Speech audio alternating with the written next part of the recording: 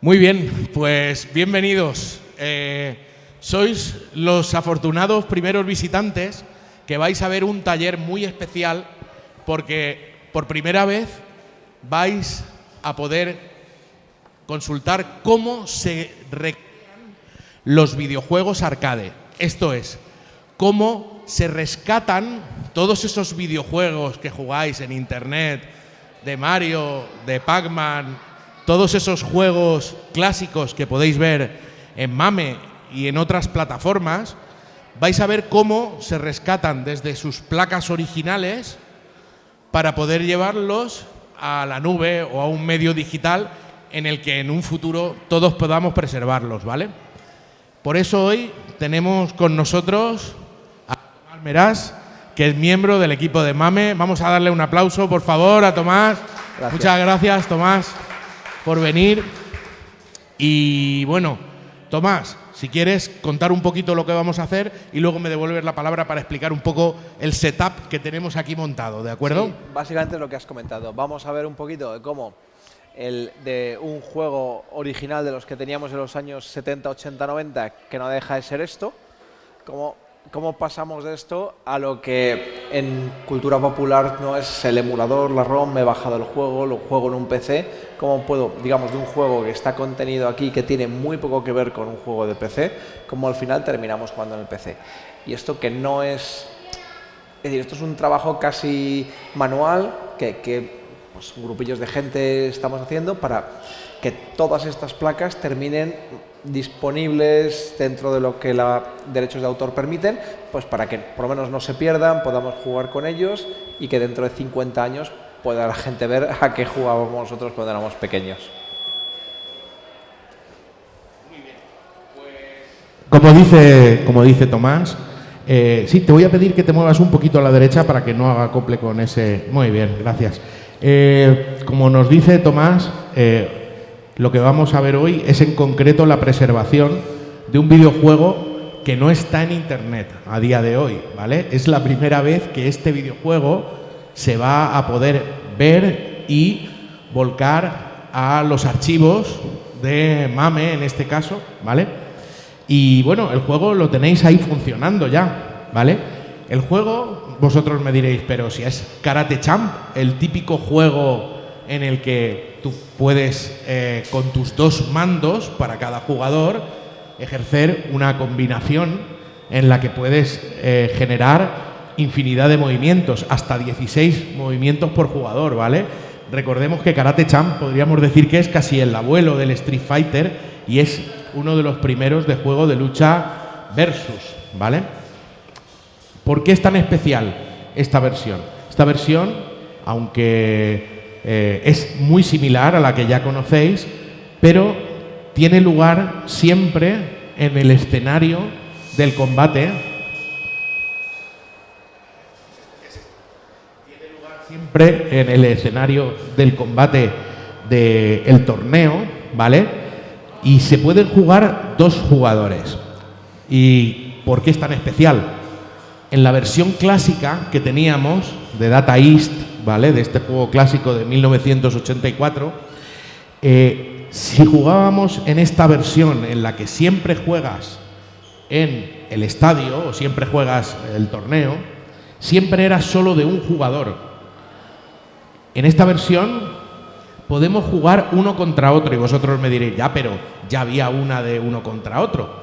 Efectivamente, sí existía, pero es una versión en la que vas recorriendo diferentes escenarios del mundo, ¿no?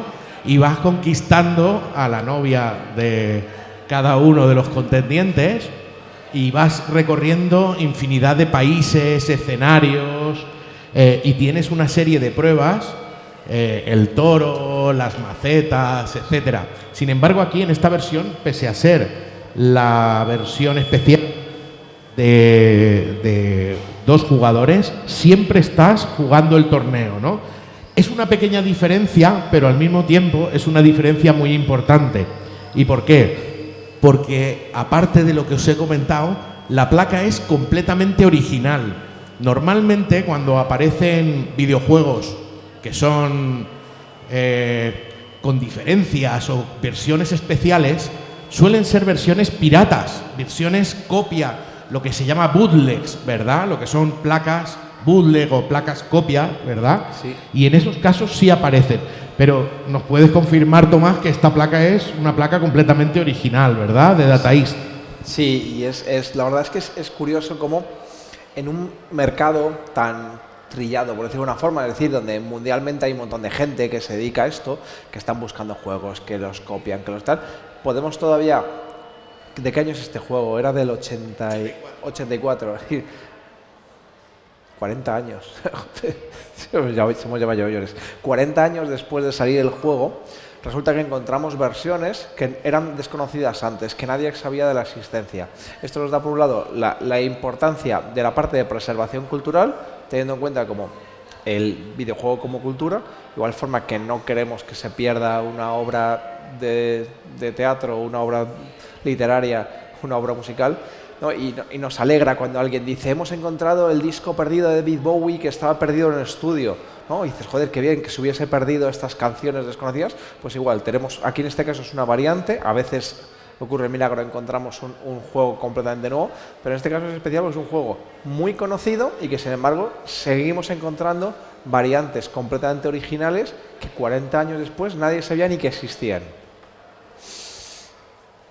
Sí, pues al respecto de lo que comenta Tomás, en lo que vamos a ver hoy, que va a ser algo muy breve, lo que queremos enseñaros es el proceso, ¿vale? Cómo se lleva a cabo este proceso de rescatar estos chips de ROMs, de memorias, que contienen los datos de los videojuegos, ¿vale? Y para eso, bueno, aquí tenemos, os enseño un poco el setup que tenemos montado, ¿vale?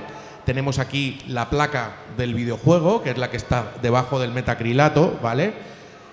A su izquierda tenemos otra placa con un juego que se llama Tumble Pop, totalmente preservado, pero que lo vamos a utilizar para sacarle algunos chips, ¿vale? A la placa, y los vamos a volcar en el ordenador y veréis el proceso de cómo se hace y cómo se comprueba de forma automática que no están preservados ya previamente, ¿vale? Va a ser un proceso muy sencillito y lo vamos a ver en unos pocos minutos, ¿vale? Además, tenemos también aquí alguna otra placa, pero vamos a tirar contra el Tumble Pop, ¿vale? Sí. Y bueno, pues lo vais a ver en esta pantalla que tenemos, que veis ahí detrás, una serie de códigos, ¿vale? Eso es un hexadecimal, ¿vale? Normalmente cuando hablamos del contenido de un videojuego, estamos hablando del contenido de una ROM, ¿no? Todos tenemos el concepto de ROM, todos hablamos, una ROM es una memoria que solamente se puede leer, ¿verdad? Que no se puede grabar. En este caso las EPROMs son memorias ROM, pero son programables, sí que las puedes grabar, ¿vale? Aunque cuesta un poco más porque necesitas un aparato como ese que tiene ahí al lado de la Coca-Cola, Tomás, ¿vale? Pero sí que se pueden grabar. Entonces, para ir muy rápido y al asunto, esas ROMs contienen un fichero binario, ¿vale? Todos los ordenadores sabemos que trabajan en binario. Lo que vemos ahí detrás es hexadecimal. ¿Qué es el hexadecimal? Otra forma de interpretar el binario. En lugar de ser 1, 2, tenemos desde el 1 hasta el... Luego tenemos el 11, la A, la B, la C, la D, la E, F y la G, en notación de 16, ¿vale? Hexadecimal. Entonces, un binario lo podemos mostrar también en hexadecimal, que es lo que vemos en esa numeración que hay ahí, ¿vale? Entonces, le voy a pedir a Tomás que, si quieres, o lo hago yo, volquemos... Paso, me cambio. Voy a pasar yo y vamos a hacer un volcado de una ROM, ¿vale? De aquí del Tumble Pop mismo. Enséñala a la camarita de ahí y a esa cámara también, ¿vale? Ahí tenemos lo que es una placa de un videojuego. Esto es un videojuego clásico de arcade, ¿vale? Entonces, ¿qué vamos a hacer? Vamos a sacarle uno de los chips, de los grupos de 2, por ejemplo, uno de esos chips. Es importante antes ver que, es decir, el programa del videojuego, los gráficos, la música, etcétera, están almacenados en una serie de chips. De hecho, es decir, y de todos estos chips, algunos la memoria RAM, otros son puertos de entrada-salida, otros la CPU, otros controlan el voltaje, y hay unos cuantos que, digamos, que tienen dentro el programa, y esos son los que llamamos ROMs. Normalmente son fácilmente identificables en este caso, pues tienen pegatina blanca y tienen un tamaño muy particular, hay veces que están un poquito más escondidos. En la que acabamos de leer, esta la hemos leído hace un momentillo, lo que pasa es que como son del orden de 30 y tantos chips, de hecho hemos estado un par de horas leyendo, no íbamos a aburrir.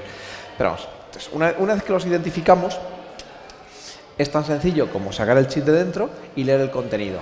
Lo de tan sencillo no siempre es el caso. Hay ciertos chips que tienen protecciones antilectura, normalmente lo que llamamos microcontroladores. Por ejemplo, habíamos pensado en haber leído esta plaquita.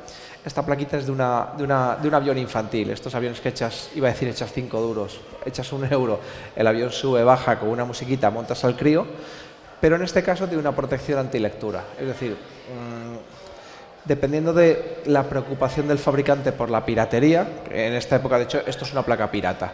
Esta placa no es la original, esto es de un fabricante chino, coreano o español, que también eran muy dados a la piratería en esta época.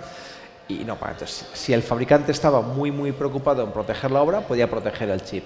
Cuando se protege el chip, las técnicas de lectura que se pueden leer son, digamos, muy complejas, avanzadas. Nosotros, evidentemente, estamos aquí con un equipo bastante básico y con un tiempo muy limitado.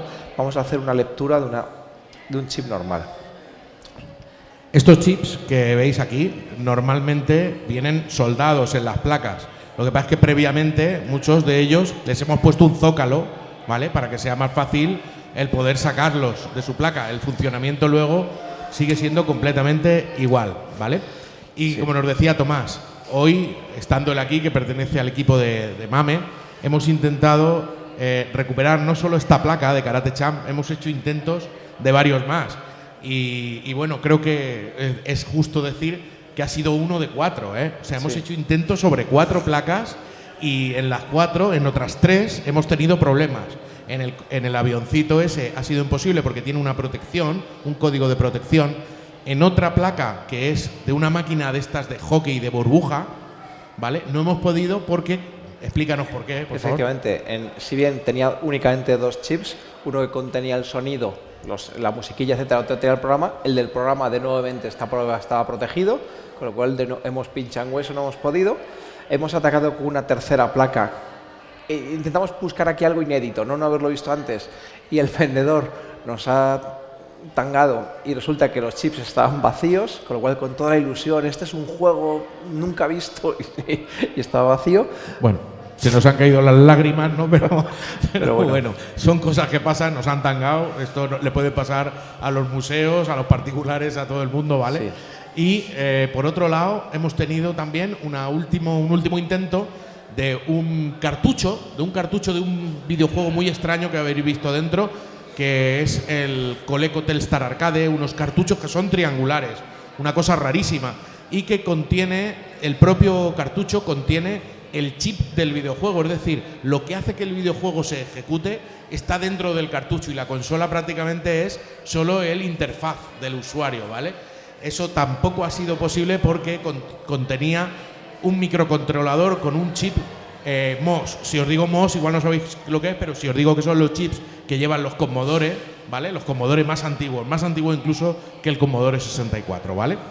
Así que, bueno, vamos a hacer Tenemos el chip fuera. Vamos a hacer la prueba. Este juego debe tener unos 30 y tantos años. Conviene limpiar un poquito las patillas que tienen 30 y tantos años de mugre acumulándose aquí y normalmente suele dar falsos contactos. Es importante también comentar que estos chips, que en este caso es un 27C040 de AMD. 27C040 de AMD. Sí, lo que pasa es que este no lo había probado. Prueba, saca si quieres un ST. Que los tengo ya probados y así sé seguro. No corremos riesgos. Vamos a probar, hombre, sí. Lo podemos comprobar, a ver, AMD. Hay un tema y es que dependiendo de marca, modelo de programadora, te va a leer unos chips u otros. Nosotros en este caso vamos a hacerlo con una grabadora de gama media de fabricación china que lee, debe ser unos 4.000 tipos de chips y aún así encontramos chips que no lee. Vamos a intentarlo porque en teoría la M27C040 sí que lo tenemos, ¿vale? Vamos a ello. Entonces, si os fijáis, vamos a poner aquí la cámara. Voy a seleccionarlo.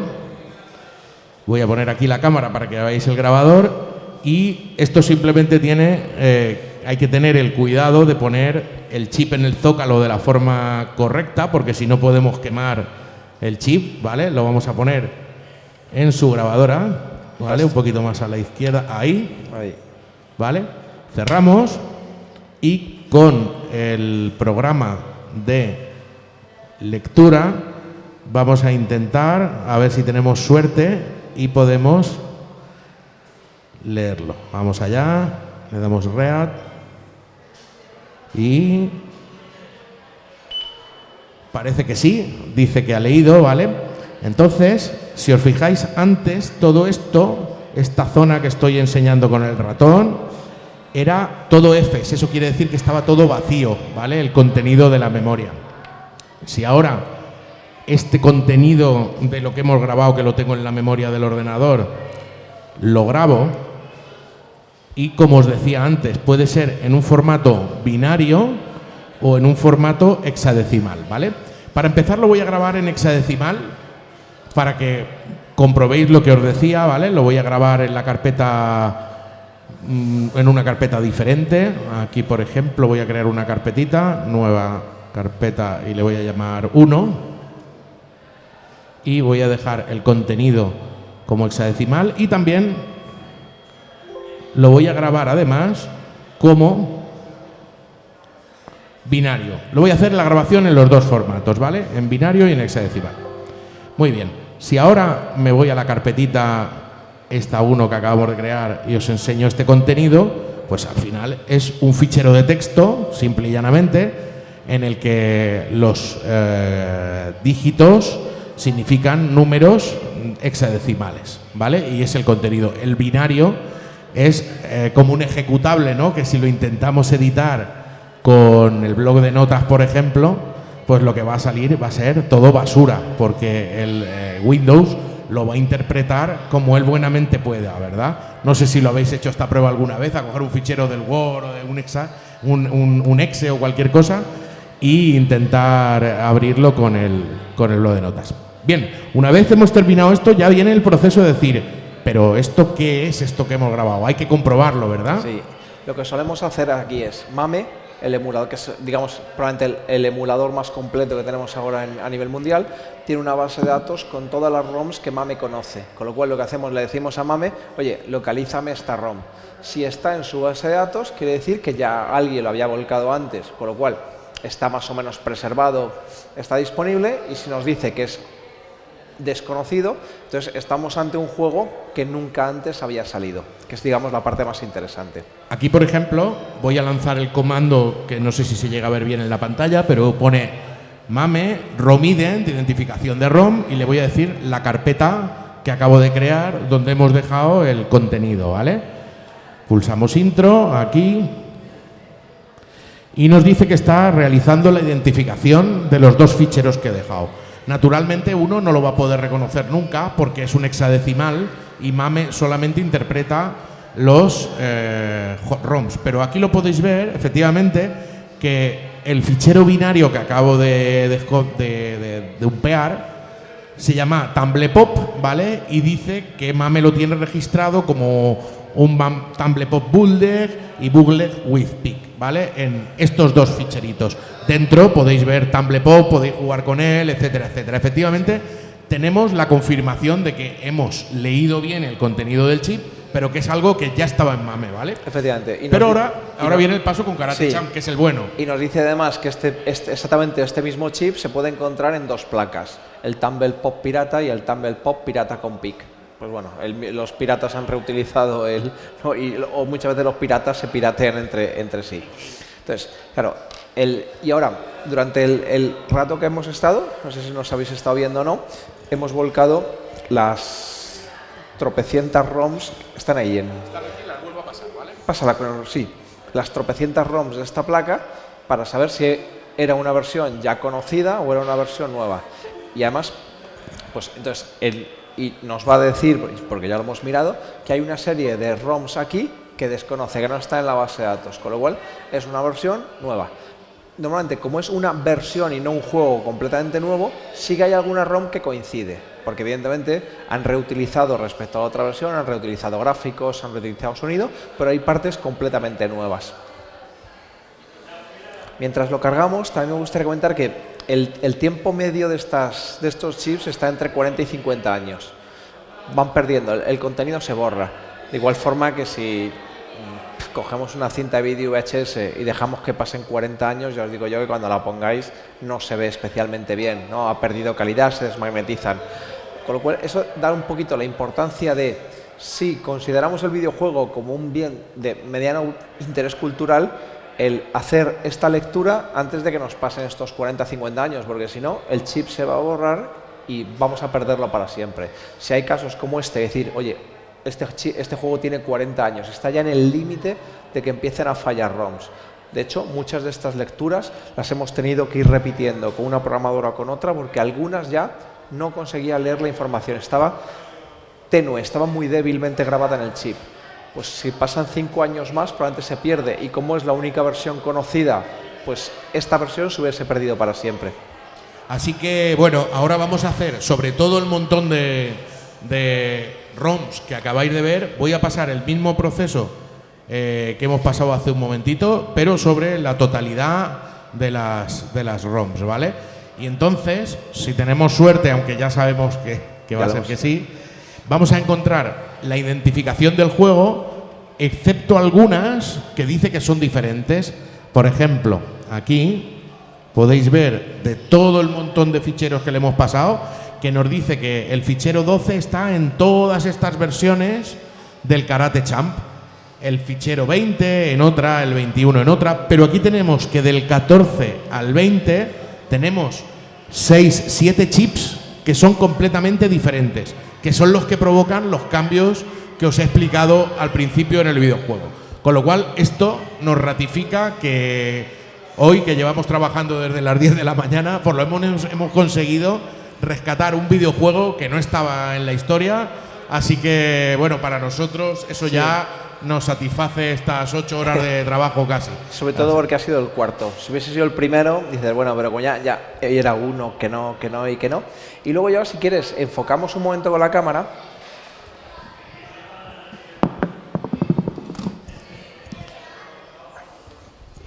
Porque, ¿y ahora cuál es el proceso? Claro, esto es un juego que acabamos de sacar. Normalmente, digamos, lo incorporamos en el proyecto MAME. El proyecto MAME, además, es el padre de otros muchos proyectos de emulación, con lo cual, digamos, la información se pasa de una a otra. Nosotros, primero, vemos cómo engancharlo en MAME.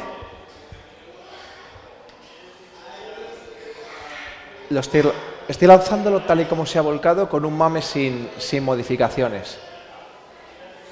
Mi ordenador es muy, muy lento, porque soy pobre, muy pobre.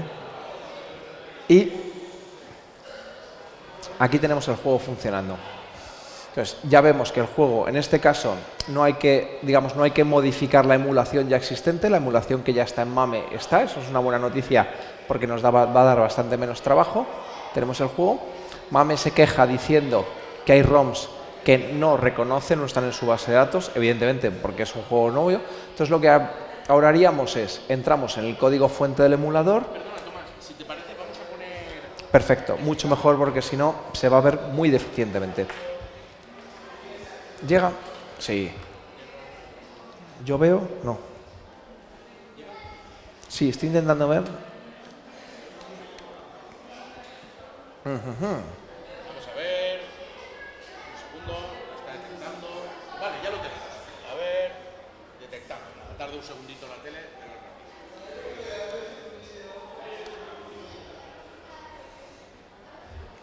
Detectando, entendemos que no tarda mucho. No, pero va a salir. Lo que pasa es que es lento. Es una televisión, aunque sea 4K 85 pulgadas, está en el Museo del Videojuego, es retro, tiene que tomarse su tiempo, ¿vale? Vamos allá a ver si lo puede... Sea como sea, por no aburriros mientras sale, básicamente, como hemos visto, la emulación funciona incluso siendo una versión porque, digamos, no el software, la ROM sí es diferente, pero el hardware sí que es exactamente igual al resto de versiones conocidas. Por favor, sácale el cable y vuelves a la poner. Entonces, en este caso, el poner el juego en MAME es una tarea muy, muy, muy sencillita. Básicamente vamos a añadir el juego a la base de datos de ROMs y va a funcionar inmediatamente. Nosotros, como estamos dentro del equipo, aquí lo tenemos. Este es el código fuente, no tiene mucho interés verlo en... Se ha vuelto a ir, espérate un momento. Vamos a ver si sale. No, y si no, lo tendremos que ver en el... No os aburro. El código fuente de MAME llega un momento en el que tiene catalogados las ROMs conocidas y asociadas a una emulación de un hardware muy particular, en este caso de esta placa, pues lo que hacemos únicamente es añadimos el nuevo conjunto de ROMs a la base de datos de MAME, damos de alta el juego, le damos un nombre, luego pensamos cómo lo llamamos, pero entiendo que Karate Champ, no sé qué, 2 jugadores, no sé ahora cómo lo llamaremos. Ah, mira, perfecto. Vale. Si vemos, este es el código fuente, es relativamente complejo, pero al final del todo, aquí, ¿veis? Dices, oye, la versión de TechFree usa estas ROMs 13, 12, 11, 10 que tienen esta huella. Digamos, pues nosotros aquí daremos uno nuevo de alta, veis que están aquí todas las versiones, ¿no? La versión de Karatedo, no sé. Daremos una nueva de alta. Pondremos aquí qué ROMs usa y al final del todo, siempre lo ponemos al final, le diremos que es una versión del año 84, original de DataEast, no pirata, como habéis visto que aquí hay dos, las bootlegs llamamos pirata, le ponemos un nombre, no se me ocurre porque es una versión, ya lo pensamos luego, y damos las gracias al museo, que es en el fondo el que ha estado aquí, digamos, buscando, etcétera, etcétera, y el MAME se publica una vez al mes, con lo cual estamos a 20, ya en este mes no, al mes siguiente, para el 1 de julio tenemos ya un nuevo juego MAME que se llamará Karate 2 Player, yo que sé cómo, que agradecerá a Arcade Vintage la tarea de hacerlo. Como digo, esto a los que nos dedicamos a esto nos parece importante, entiendo que hay mucha gente que le parece, pues bueno, como otra cosa, pero es importante porque, digamos, es todo un bien cultural que gracias a este trabajo se va conservando. Muchas veces podemos pensar que los fabricantes, DataEast, Nintendo, Sega, guardan todo este trabajo y que, no, en la mayoría de los casos en los que hemos trabajado con fabricantes, todo su trabajo de los años 80 está completamente perdido. O sea, es muy probable que DataEast, ni siquiera el propio fabricante, guarde copia de esta. Yo hemos trabajado algunas veces con Sega en el que Sega ha usado nuestros volcados en estas recopilaciones que a veces salen en PlayStation de juegos de oro, etcétera, porque ellos mismos no lo conservaban, porque era una época en la que pasa veces en el trabajo, ¿no? Que me pidan a mí el trabajo que hice yo hace 15 años en la empresa donde estaba o a mi empresa. Y sobre todo también tener claro que es un bien cultural el videojuego y que igual como hay museos que se dedican a tener cámaras en frío donde guardan las piezas de arte, los cuadros o las obras escultóricas, el videojuego, la manera de guardarlo realmente, aparte de un museo como el que tenéis, donde tenemos las piezas e intentamos mantenerlas vivas, pero el contenido de ese videojuego, la única manera es volcando el contenido digital y preservándolo en una organización como pueda ser MAME o como es hoy en día ya también la Biblioteca Nacional, ¿no? que también lo hace. No hay problema. Así que, bueno, yo por mi parte yo creo que... Una cosilla más, que es que esto no es solo para jugar en el PC, en el emulador, todos aquellos que no nos podemos permitir tener 30 cabinas en casa. Es igualmente para el que sí que se puede permitir tener 30 cabinas como el museo, que cuando estas ROMs que hemos dicho, que le quedan muy poquitos años de vida, se estropee, me compro un chip nuevo, lo vuelvo a grabar. Y lo vuelvo a grabar porque antes lo he leído, porque si no lo hubiese leído, nada. Es decir, que también esto, digamos, por una parte hace una preservación fuera de la cabina, pero también nos ayuda a que la cabina dure los 40 años que ya ha durado y otros 40 años más. Así que, bueno, nada más. Aquí podéis disfrutar de Karate Champ. Ahora pondremos esta nueva placa, la pondremos en la máquina, ¿vale? Y podréis ser los primeros en la historia en jugar esta versión del Karate Champ. Nada más, muchas gracias por atender el taller. Gracias. Muchísimas gracias. Muy amables. Gracias. Gracias.